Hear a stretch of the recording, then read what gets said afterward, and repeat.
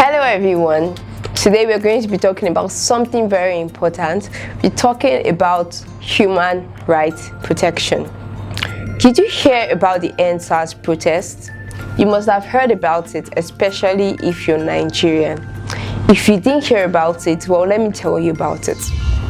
The rights of some Nigerians were violated by a unit of Nigerian police force, the Special Anti-Robbery Squad, also known as SARS.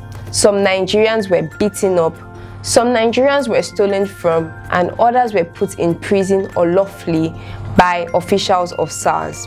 This was the situation in Nigeria when individuals and groups stood up to speak against this brutality. A protest march is one of the methods used in protecting human rights and ensuring that the law rules.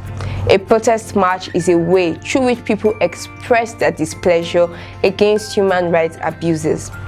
During such marches, placards are carried and songs are chanted. The placards reflect what the protesters are fighting for. A protest march is always intended to be peaceful. The protest march could be to an important government official's house, like the governor, the minister, or the president. Another method that can be used is media coverage. Human rights abuses can be fought against using the mass media like the radio, television, newspapers, press conferences, etc. They highlight human rights problems. This method was also used during the SARS protests. Some individuals show their grievances by fasting for some time until something is done about their requests. This is called the hunger strike method. So, let us look at some groups and bodies that are usually involved in the protection of human rights.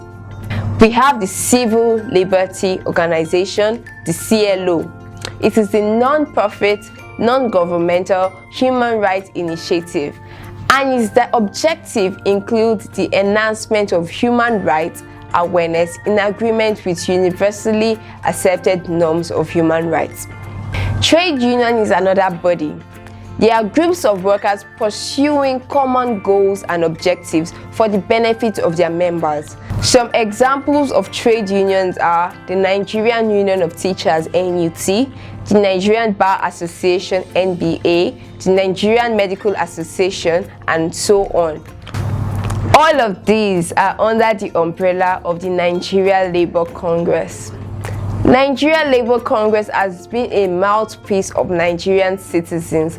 It has fought passionately against government decisions and policies that do not favor the citizen. Student unions are another body.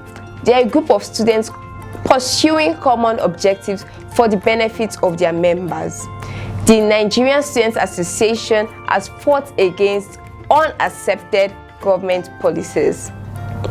Ethnic organizations are part of them too. These include associations like Oodua People's Congress for the Yorubas, Arewa Consultative Forum for the Hausas, and so on. Let us talk about the Legal Aid Council.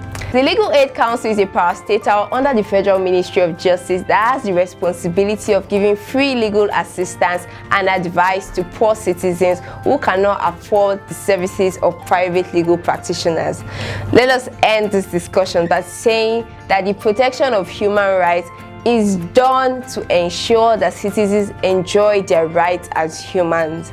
We have learned in this lesson that the protection of human rights can be done in various ways by different individuals or different groups. Thank you so much for joining me in this class. Have a nice day.